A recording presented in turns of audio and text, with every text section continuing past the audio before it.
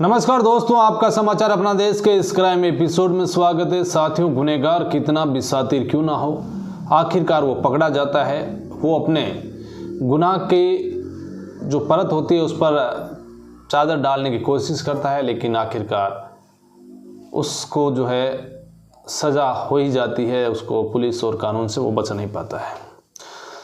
आज की कहानी कोलकाता शहर में एक लड़का 750 किलोमीटर की दूरी तय करके कोलकाता शहर में पहुंचता है। यहाँ पर वो क्वालिटी इंजीनियरिंग के तौर पर काम करने के लिए आता है उत्तर प्रदेश से। यहाँ नौकरी करते करते कुछ ही समय बीता कि लॉकडाउन लग गया। अब कोरोना की वजह से लॉकडाउन लगा तो फिर वो वापस घर नहीं लौटा, क्योंकि कोरोना में आपको पता ही होगा कि देश में जब लॉकडाउन लगा तो कोई भी इस गांव से उस गांव में भी नहीं जा सकता था। तो तमाम वो सारी बंदी से लग गई थी कोरोना के समय में। इसके बाद वहाँ पर जब वो रह रहा था तो अचानक एक उसके पड़ोस में ही रहने वाली लड़की उस लड़के से पूछती है कि क्या तुम गांव नहीं गए? तो वो कहता है कि अब लॉकडाउन लग गया है तो कैसे जाऊं। तो वो लड़की कहती है चलो ठीक है, कोई बात नहीं, मैं तुम्हारी मदद करूंगी। वो उसके लिए खाना लाती, खाना बनाती, उसके कपड़े धोती, उसका बड़ा ख्याल रखने लग गई। अब धीरे धीरे दोनों के बीच प्यार का जो है सिलसिला शुरू हो चुका था, क्योंकि वो लगातार उसके लिए बड़ा हिफाजत करती थी, उसके लिए खाना लाती, सब कुछ करती, घर पे आके बनाती। वो अकेला रहता था। इधर लड़की ब्यूटी पार्लर का काम करती थी। दोनों के बीच अच्छी खासी दोस्ती हो गई और फिर दोनों ने जो है शादी की बात की। अब ये शादी की बात जब दोनों के बीच हुई तो अब उसने घर वालों को बताया।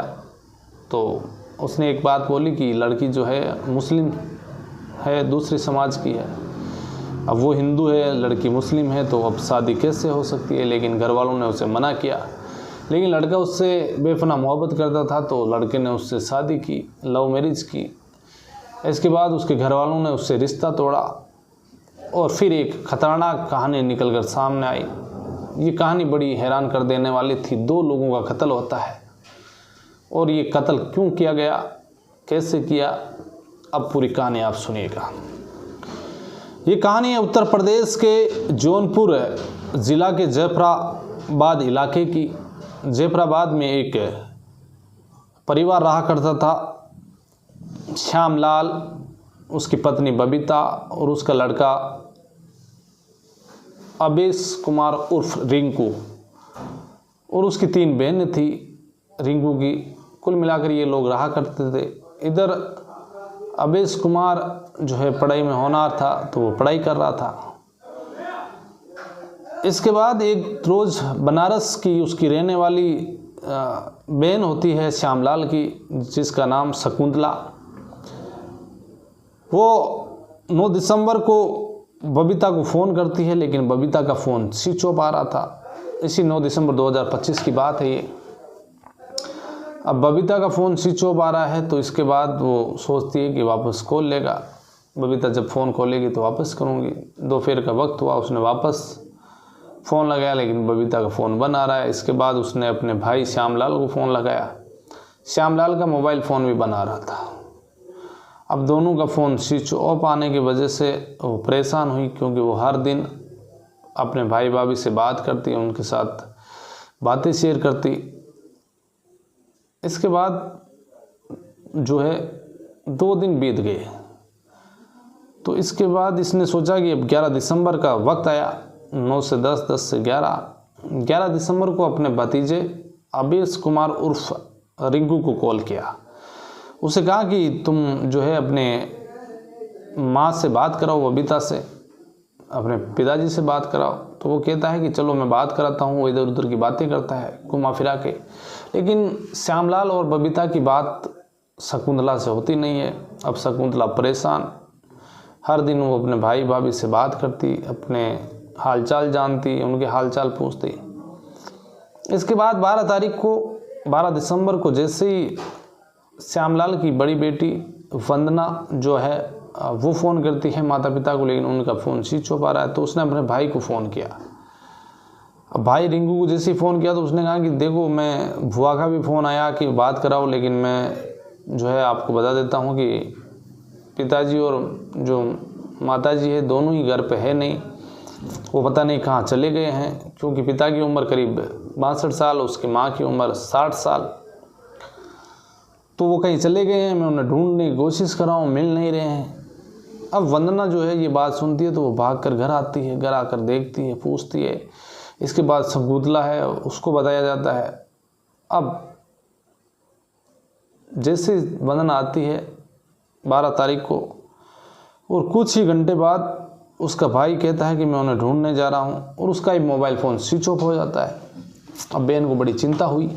वंदना अब पुलिस स्टेशन जाफराबाद जाती है और वहाँ कहती है कि मेरा भाई, जिसका नाम अवेश कुमार और रिंकू, जिसकी उम्र 37 साल, मेरे पिताजी श्यामलाल जिनकी उम्र 62 साल, मेरी माँ है जो उसकी उम्र बबीता नाम है उसका, करीब 60 साल, तीनों का मोबाइल फ़ोन बंद है, पता नहीं वो कहाँ है।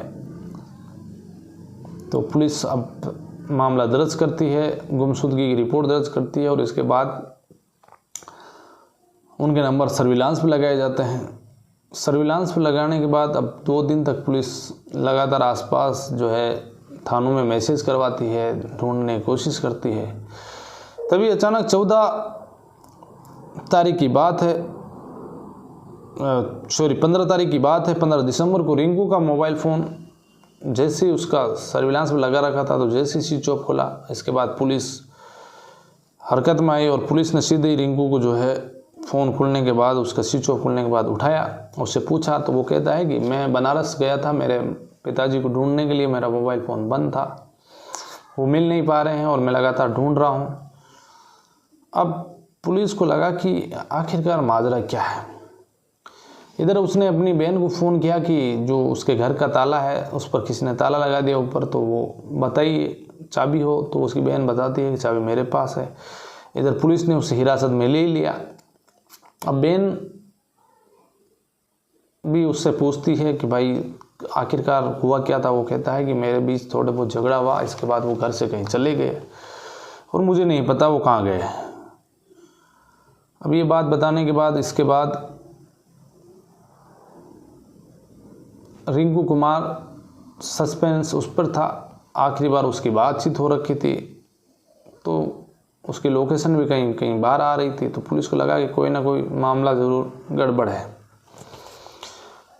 इसके बाद रिंकू से पुलिस ने पूछताछ शुरू की। वो झूठ बोल रहा था, उसकी लोकेशन वगैरह के आधार पर उसकी लोकेशन जगह जगह दूसरी जगह आ रही थी। पहले से ही पहले की बातें पूछी तो वो भी लोकेशन उसकी गलत बताई, कहाँ कहाँ ढूंढा वगैरह सब जगह झूठ बोल रहा था।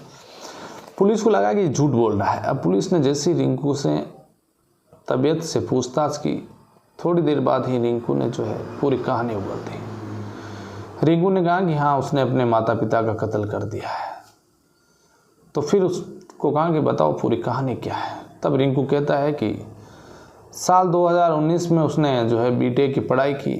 पढ़ाई करने के बाद उसने जो है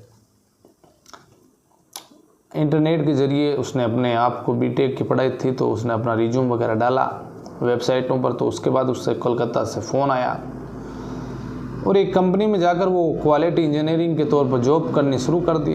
अब उसके घर वालों से बातचीत हुआ करती थी। अब धीरे धीरे वक्त बीता और अचानक लॉकडाउन लगा, कोरोना का जो है दौर शुरू हो गया 2019 में। तो ये वहीं कलकत्ता रह रहा था, 750 किलोमीटर की दूरी तय करके गया था, अपने माता पिता से रोज़ बात करता था। अब कोरोना की वजह से धीरे धीरे वो वहीं रहना शुरू कर दिया। अचानक एक लड़की जो है उसके संपर्क में आती है, जो उसके पास में ही रहा करती थी, उसके रूम जहाँ उसने ले रखा था। अब वो लड़की जो है उसके हालचाल जाने, उससे पूछताछ की, उसकी हेल्प की और इसी वजह से दोनों के बीच प्यार हो गया। प्यार होने के बाद अब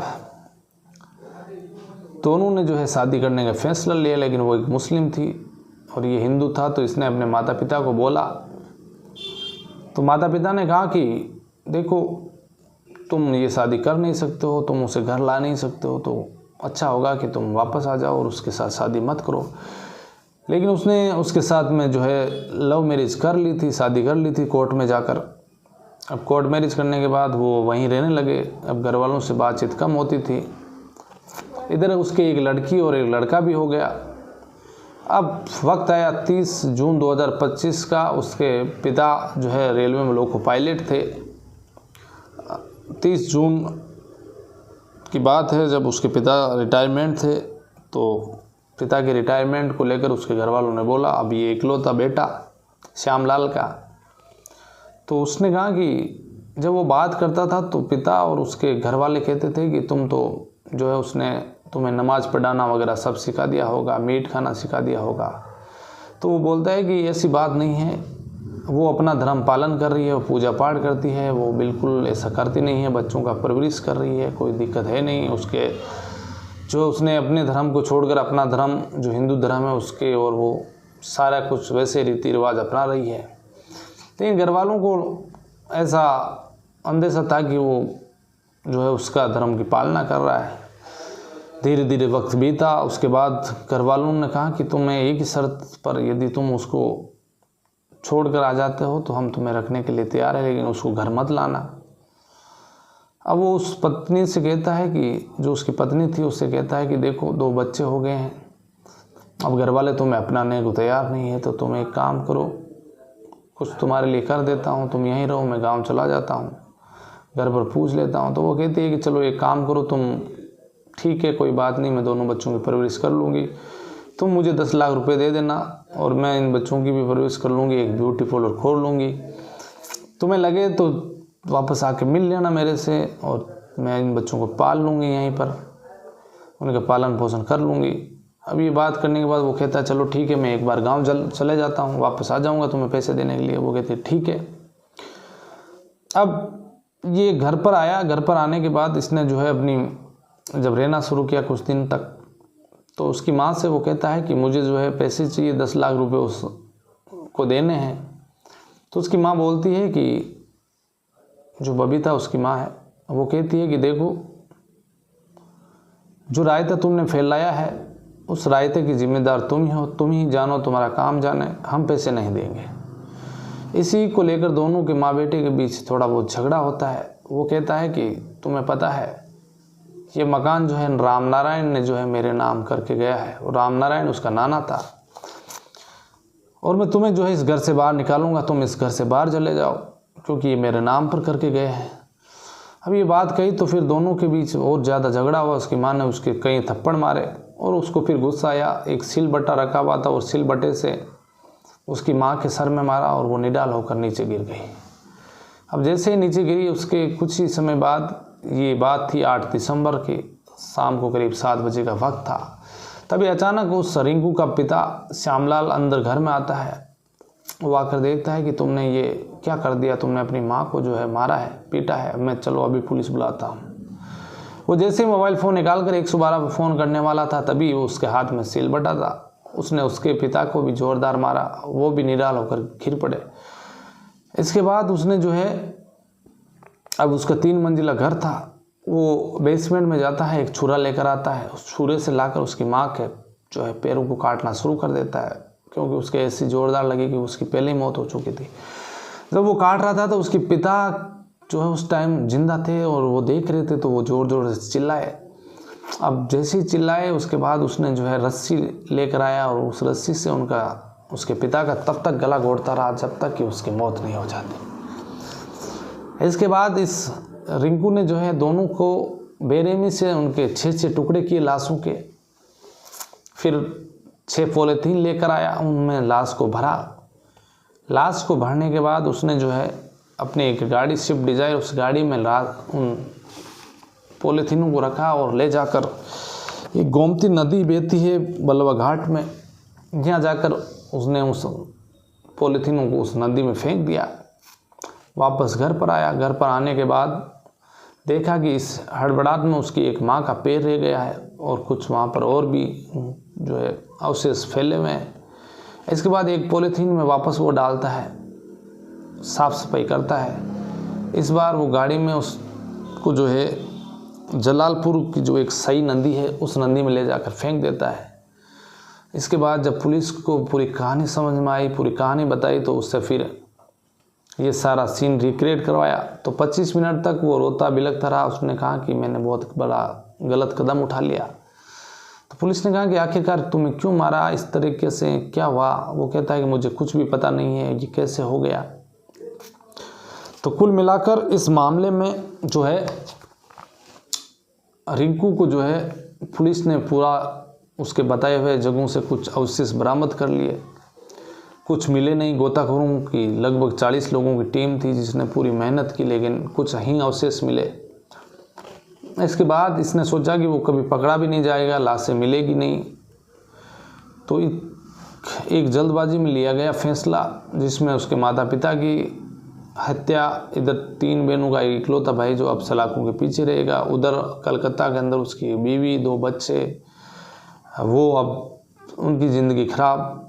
तो कुल मिलाकर रिंकू ने जो फैसला लिया था वो बड़ा गलत था।